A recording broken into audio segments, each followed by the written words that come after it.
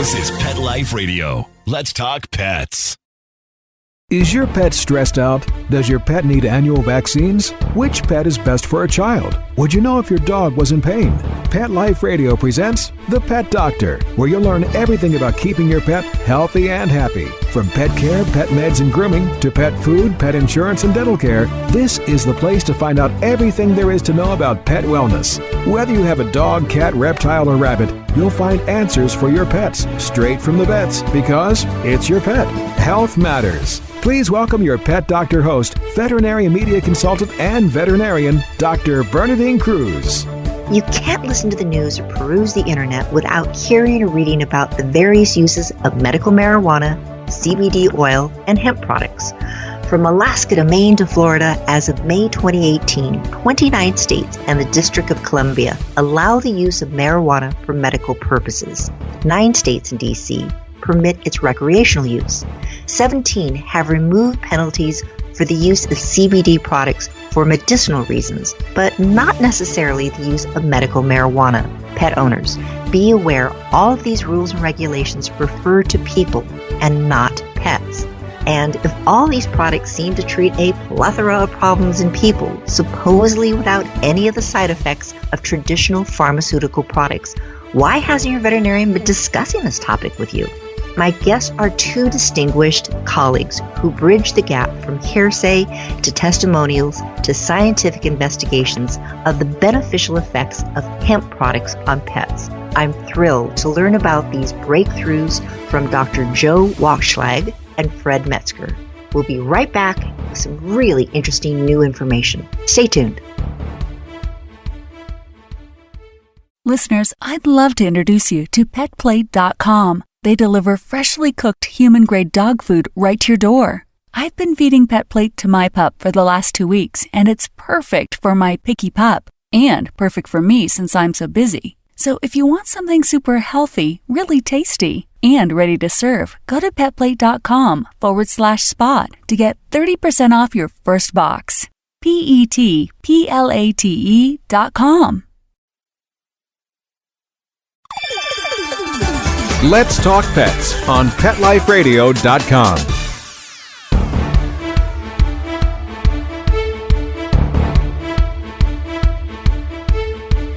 Doctors, thank you so much. This is a topic that I am addressing every day, sometimes a little bit uncomfortably because I don't know and my hands are tied.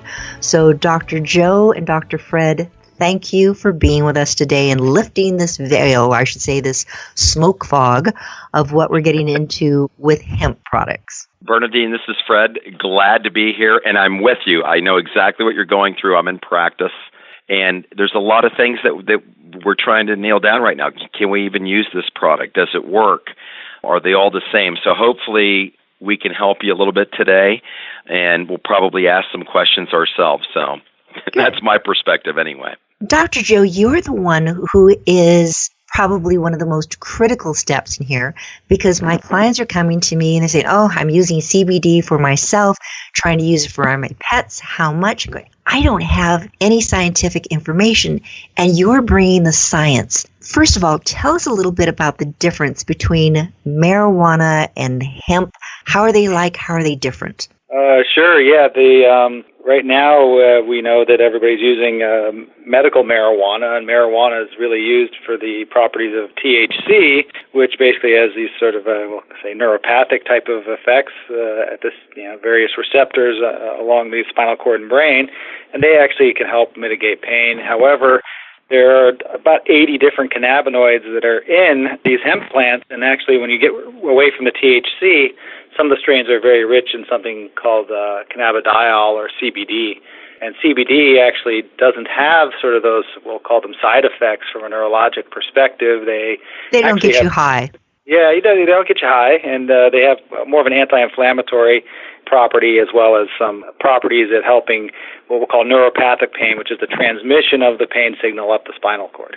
So, Dr. Fred, you're in clinical practice all the time, and you're a boarded veterinary practitioner. I'm sure that, as you're saying, you're hearing about this, I'm hearing about this also. When you hear about MDs prescribing marijuana? Are they truly prescribing? Because I'm sure a lot of people are aware marijuana is in a whole literally class by itself of drugs that our DEA says you can't even touch. Yeah.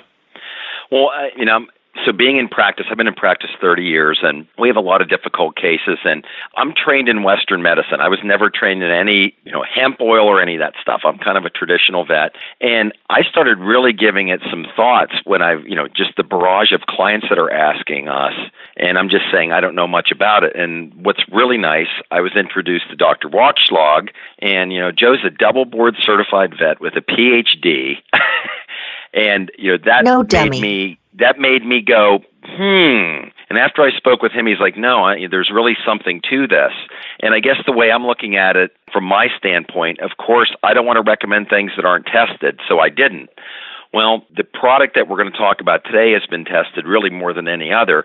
And I'm just sick of looking at animals suffering that there's nothing I can do for them. So there's plenty of patients that have been on non-steroidals or other pain medications that are getting no help, including some of my own technicians' pets that were old, and one of my own, actually.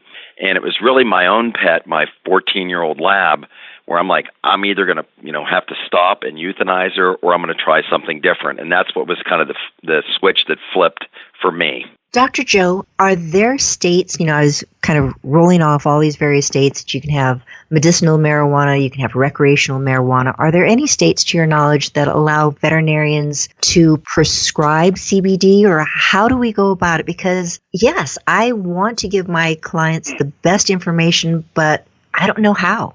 Yeah, I guess that's our biggest problem right now is that when states were making laws, the veterinarians were sort of forgotten about for whatever reason. And so this led to a lot of questions coming into the American Veterinary Medical Association, and they, in essence, had to write up some guidelines, and their guidelines pretty much said that until we have further evidence of any true utility, we can't make recommendations. Therefore, we have to stick with the idea that we should not be recommending this, and you should not be recommending this as a veterinarian. Therefore, your license could be in jeopardy if someone were to question you or sue you because their dog may have had a bad reaction for whatever reason. And so this is where it came down to the science, and that's why folks like Fred got involved, saying, okay, how do we set up a really good study? And the reality is that there are a lot of different recommendations out there, and I hear even some of my colleagues going, where did you get your dosing from? And it's like, well, we went into the literature and looked at the human dosing. We looked at the rodent dosing, and we used doses that were similar to where they were seeing effects in the other species, and which is far higher than what a lot of the other companies out there recommend. And it's really about, this is a pharmaceutical to some degree, and though we don't know exactly how it works, it tends to have some pretty profound effects. So again, Dr. Joe, you were saying that there are these various forms of cannabinoids that's in hemp products. It doesn't have the THC, the thing that gets you high. Is it safe to use marijuana? Because oftentimes people go, well, I'll have a little edible and I'll just give some of that to my pet, and I don't really know how much to use. Is marijuana basically good, safe to use in pets? Well, we know that, of course, we've all seen the, we'll say, poison control aspect where a dog gets into somebody's stash of marijuana, and they come in, and those dogs are down and out for a long time, and that's not what we're trying to do here. All we're trying to do is mitigate the pain without that neurologic effect. And I think the reality is that if you're using the right strain of hemp, or in essence marijuana, if you're using the right strains, you can have some profound anti-inflammatory effects without the neurologic. And they're just we're sort of in the infancy of trying to understand this in all reality. And from a clinical perspective, we have evidence now that it does help with arthritis pain. And so, we shouldn't be ignoring it. We should be looking to, at least in the states that are allowing it, to start changing the laws to help veterinarians mitigate pain, because we have very few pain relievers in dogs. Yes, if I might definitely. add in just real quickly. So what I would say is do not use marijuana in dogs. We know it can be toxic. All the strains are different, so what I'm specifically saying is, with caution, of course, watch what you're using. Don't use marijuana. We're talking about using CBD extracts that are not going to have more than 0.3% THC. We don't want THC. That can be bad. So we're talking about products that are low in THC, but have cannabinoids that have been studied. And that's the problem. There's a lot of products you can buy right now. They've had no studying. They don't know what the dose is, when to give it. I mean, and we have a lot to learn on the Elevet product, but at least we know what the pharmacokinetics are. We know how often to give it and what dose. And you mentioned side effects. I can just give you anecdotal side effects. I've had 3 dogs now that have eaten entire bags of the Elevet chews, so that's 60 chews. And the normal dose on a dog would be 1 to 2 chews twice a day, so obviously a pretty high dose. This is only 3 dogs, but I've had no side effects, which is nice. I'm not saying there couldn't be. I'm just saying with my experience, I have 3 dogs, and I actually had 1 cat that ate half a bag of the dog chews without any side effects. So in other words, it tastes good too. It tastes very good. That's important. All right. So not to say you can't have problems. You know what I'm saying is about, but I'm just saying I have had 4 patients now that have consumed very, very high doses without any side effects. That doesn't mean there couldn't be, but my feeling right now is it's probably a pretty safe product. I love it. So your clinical experience is perfect. Let's go back a little bit, Dr. Wakshlag, where you're talking about this Elevet CBD oil. I always tell people when they come in, they're looking at various nutraceuticals, that you go to some health food store, you see a product and say, okay, vitamin C. And here's a bottle of vitamin C that has 500 milligrams of vitamin C per tablet, and it's $42 for this little teeny bottle. And you get another bottle, go to Costco, and it's a huge bottle and it's less expensive and the same. It's like, wow, the expensive one must be better because it's more expensive. But CBD oils aren't all made the same. Tell us about the studies that you did at Cornell. So that, in my mind, totally elevates the study because I can trust what you're saying. But tell my listeners about this study. What happened? What did you do? What kind of study was it? Yeah, so our study was actually a placebo-blinded crossover design where the dogs got one oil for about 4 weeks, and then we crossed them over after a few weeks to another oil, and we didn't know which oil was which. Our owners didn't really have any idea of what was going on in terms of the oils. So we basically randomized it and we put them on, and then we just asked the owners over time, how they felt. We did our own examinations as veterinarians, and lo and behold, by the end of the study, we got through 15 or 16 dogs. It was very evident that there was one oil that seemed to be superior to the other. We started looking at the data, and we had enough data there to really show that there was a quote-unquote statistical effect or significant effect, and that we were basically dropping pain scores, and we were dropping or increasing activity in these dogs. And so we decided we might as well just start writing something up for publication. We submitted it and presented it at the surgeons conference last year, and are finalizing some publication revisions to get this done in the next few weeks in the journal so that everybody can see it. It'll be online access, so all owners and all veterinarians can read it and evaluate it for themselves. But from our perspective, we had some very, very pronounced effects, particularly in dogs that were in what we'll call more severe geriatric pain. So right now, Dr. Fred, with you being in clinical practice, I presume you've been using this on your own clients that are coming through the door. Is it just dogs? Can it be cats? Can we use it in other species? And here we have the indication from Dr. Joe of saying, okay, it's for pain. And that's fabulous. What other things have you found that it can be used for? Well, and Bernadine, us as veterinarians, we're going to start to think about other uses. So once again, my idea on this was I'm trained in Western Med. I didn't know that this was even an option, and I was very hesitant to use the Elevet product.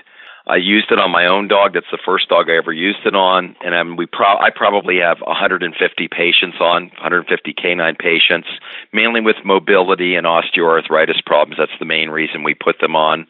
But I definitely have played around with other things. I'm not saying to do it, but I have. My feeling is it would be interesting, and we're actually doing some studies right now. How will this work for dogs with anxiety? For instance, phobias, thunderstorm phobias, which we have a big problem on the East Coast, or just, fear, anxiety, and stress coming into the vet hospital. I think there's some interesting things. Certainly we know in people, especially in children, they're using it in seizures. That's pretty well known. Is that something we could use it for? Could be very interesting.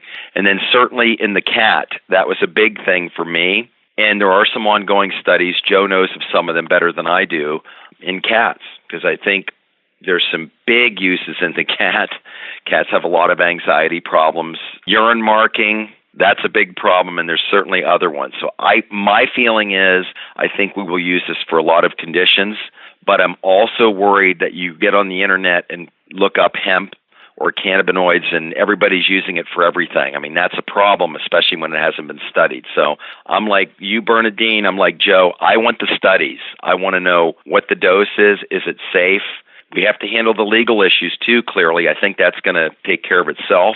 But there's a lot of issues right now. But, I want to know what's the product that's being studied, what studies are they doing, is it safe, and what's the dose? So, that's really where we're at right now. And one thing I applaud Elevet on, they're willing to do the studies, which most of the other people are not. You can buy a lot of products online right now. No one has any idea if there's any cannabinoid in it.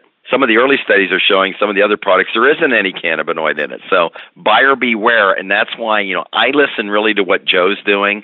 I trust him. He's a researcher. He has no financial interest in any of this. So that's why I'm so interested in the Elevet product. And I'm sure there'll be others, but I want proof, Bernadine, I'm like you. If I'm going to recommend it, I got to have proof. And I think we have a long way to go, but I think with Elevet, we know a lot more about that product than any of the other products on the market right now. And that makes me feel good. Dr. Joe, we're kind of all bowing to you, and thank you so much for doing this research. I am impressed that Cornell was amenable to having you do this, because I'm sure they were a little bit, I don't know, this is kind of, out there on the fringes. One of your board certifications is in sports medicine and rehabilitation. So you must be seeing so many of these cats and dogs who are having joint issues, arthritis, as you're saying. Boy, you've gone through the repertoire of what we have available, and it's just not seeming to work. What percentage of the pets that you've been testing seem to have a positive response? I'd say 80 to 90%, the ones that we're using it in. And, I think we see the most dramatic responses are in those older dogs who have multi-joint lamenesses. People aren't exactly sure whether the dog's in enough pain to euthanize the dog, and they'll actually go ahead and put the dog on this and say, the quality of life is just better right now. And they decide not to euthanize that older dog, and I think that's where this is a real go-to in those cases. Now, if you have a dog, what we don't know is if your dog just had surgery, is this good for surgical pain? We don't really understand that or know that at this point, so we can only really recommend it for some of these instances of really bad chronic arthritis at this point. But I would say that we have very significant response rate, as good or better than anything else that we have available to us right now. This is just exciting, and I definitely want to talk about this more. Right now, I'm having the pleasure of speaking with two great colleagues, Dr. Joe Wakshlag and Fred Metzger. We're talking about the use of not even medical marijuana. We're talking about CBD oil and a company, Elevet, and their product. We'll be right back after the short break. Please have a seat in the waiting room. The doctor will be with you shortly, right after these messages. What if you could protect the life of your cat with something so simple and affordable that you already use every day? Get ready for the evolution of kitty litter. It's Pretty Litter. Along with all the features you've come to expect from your kitty litter, Pretty Litter's patented and scientific formula will also monitor your cat's health and detect illnesses early while providing industry-leading odor control. 2 kitty litters, same cat, same price. But there's one important difference. Pretty Litter reacts to your cat's waste by detecting health issues simply by changing color. And the key is that Pretty Litter detects these issues before your cat shows symptoms of physical illness or pain, likely saving you major dollars in vet bills while protecting the health of your cat. What do you think, little guy? Ready to switch litter? Pretty Litter. Colorful insight into your cat's health. Go to prettylittercats.com/cat101 or use coupon code CAT101 to get 20% off your first subscription order. Let's talk pets. Let's talk pets On Pet Life Radio. Pet Life Radio. PetLifeRadio.com. Welcome back to the Pet Doctor on Pet Life Radio. The doctor is in, and we'll see you now. Dr. Joe, to go back to the studies that you've been doing, are there other ones that you're planning on doing to looking for other potential effects, positive effects of CBD oil? Yeah, actually, we have a colleague who's now looking at it for post-operative pain in cats, which is great because we really need something for cats because cats are pretty intolerant to some of the major pain relievers these days. And we're getting ready to do something post-operative knee surgery in dogs. We are also potentially looking at it from a seizure perspective as well. So I think those are the next two big areas to really examine is the post-surgical pain and the seizure control, because that would be a great thing for refractory seizures.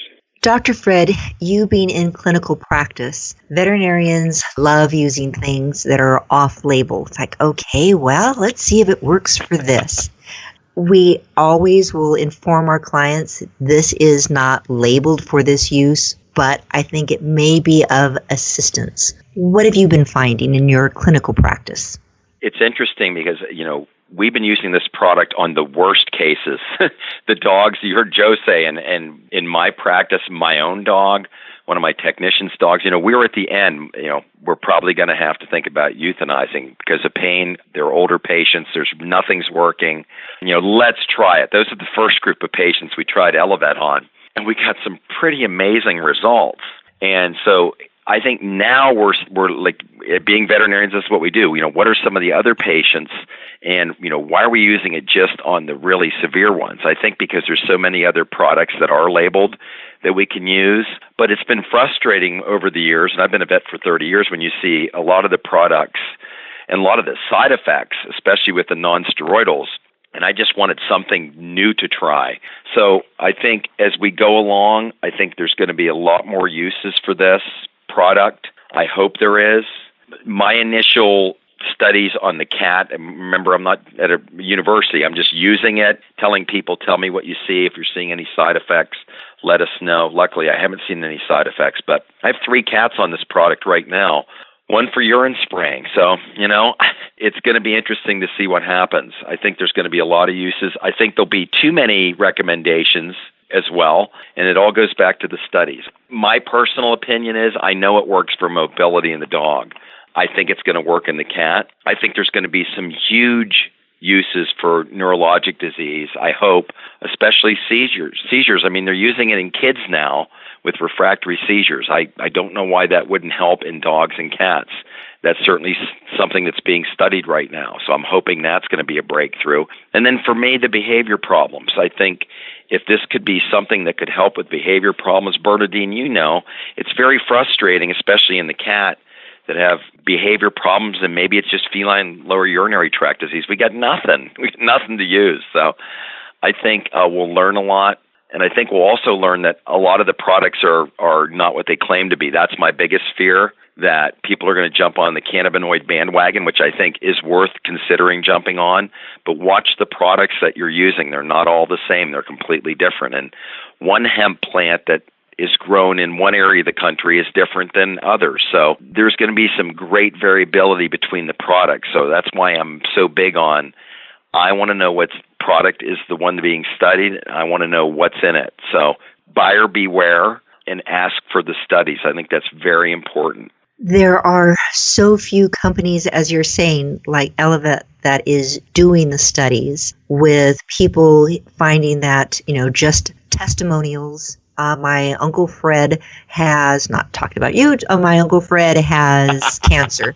And, his chemotherapy was just wreaking havoc on his body, and he had no appetite. And then we started giving him CBD oil, and he's eating, he's keeping everything down. Life is wonderful. So it seems to be, the answer to everything that ails you. But without those studies, I feel so hamstring that I can't say anything. You brought up, Dr. Fred, about the legality of it. And CBD oil is still in that realm where, how do you handle this? Because I know here in California, I'm not supposed to even talk about CBD, marijuana, any of these products. But I feel I have to, because otherwise where are they going to? The dispensary to get their point of view. Yeah, that's a great point, and I'm totally with you on that. I'm in the same spot you are. I guess I'm a little bit further along just because now that I've used the product, the Elevet product, like I know what it is and I know how much it can help. I'm still going to be cautious. I'm going to tell people, listen, there's still a lot of studies that need done. This is the most studied product. This has been my experience with it. I used it on my own dog. I've seen what it's done in other dogs, but certainly that's up to you what you want to do. I'm talking like I'm talking to a client, obviously, and then I'm directing him to Elevet's website, which is elevetsciences.com. That way they can read about it. They could even buy it from the website. If I'm a vet and I'm like, I'm not going to sell it, go there if you want to try it. I think that's not a bad strategy as a veterinarian, saying that it's up to you. You make the decision. If you decide to use the product, it's really not on me. You can buy it right from their website without a prescription right now. That's probably what I would do. If you would have talked to me a year ago, I would have been a completely different story. I would have been much more hesitant. I would have said, I don't know really anything about this, and I probably am not going to recommend it. A year ahead now, speaking today, when you meet Joe and you talk to people that are doing the research that are board-certified veterinarians from a veterinary school, and these are people that don't have a financial interest and they want to get answers. I won't use the name, but I spoke to a very prominent veterinary oncologist that told me they are going to use it for some things. I think that's interesting. I think the oncology applications could be big. But once again, I think we're in the early stages. Thank God Joe's done some pretty good studies and some other people as well, just trying to prove that it's safe. Here's the dose. We're just figuring out what the dose is right now and how often to give it. A recent pharmacokinetic dose, their study that they did, shows in cats we probably need to give it 3 times a day. That's a brand new study. So we're going to learn a lot. We're at the very early discovery stages. But there's definitely something here. I guess that's probably what I want to say. I think we're going to learn a lot more, and, we need to fund research like Joe's research. That's really what we need. I think it is absolutely essential that veterinarians do learn more about this. Hopefully, our DEA, FDA will change their classification in the way that veterinarians have access to this. I know it's been a difficult process. Dr. Joe, when you broached this subject, did you find that there were other colleagues who had done similar studies, or were you kind of the lone veterinarian out there on the frontier? No, I think it just sort of depends on the school that you're talking to. There are currently studies going on at Colorado State. There's some pretty substantial funding, I believe, just from the industry that's gone down to Auburn University now because they've gone through the steps to get the approval, particularly from the DEA perspective at Auburn for the pharmacology. And then UC Davis, I hear, is also doing some research using products too. And I guess that's where it's going to become the conundrum, or if things don't work in a Davis study, but they do work at a Colorado study, who are you going to believe? And that's where the product becomes the caretaker here, because the reality is that every single strain of hemp is a little bit different, and some of them are dramatically different. And so it's really going to come down to what strain they're using, because we talk a little bit about what's called the entourage effect, is that you may have CBD, but you may have a dozen other cannabinoids at significant concentrations that could be helping the effect or hindering the effect. And so that's where this becomes hugely complex, and it's going to become the idea of, which product has the most studies for the most indications, really, because there's going to be products that are going to have probably literature behind them, and the ones that don't, and if you hear that they've been doing studies and you don't have literature behind them, you're going to have to sit back and wonder if that product is worthwhile, and is it the same as something like Elevet. And Dr. Wakshlag, you were talking about these various strains, and as I was doing a little bit of research on the Elevet site, they were talking about, yes, the various strains, but this synergistic pharmacological effect of having the cannabinoids, but then also having terpenes. We haven't mentioned that yet. What are terpenes, and how do they work together, and their long-term effects on the body? Yeah, I think that's some of the complexity, is that we know terpenes in general are somewhat anti-inflammatory. So are we having the quote-unquote pain-mitigating properties from the CBD, and maybe the terpenes are what are driving the anti-inflammatory action? And so that's always the question, is exactly what's in there, and is it the same from every batch? And at least we have pretty good evidence right now that every batch that's been prepared by the Elevet company is very similar. There's like 8% difference, which is pretty small across each and every batch they've made in terms of the overall profile of cannabinoids and terpenes. So, I guess that's really what we have to get down to understanding and at least asking those questions as veterinarians. What strain are you using, and is that strain reliably being extracted with the same concentrations time after time? What are the concentrations in your product of CBD? We know right now that the dose we use, which is around 2 milligrams per kg body weight, tended to work, may work at lower doses too, at 1.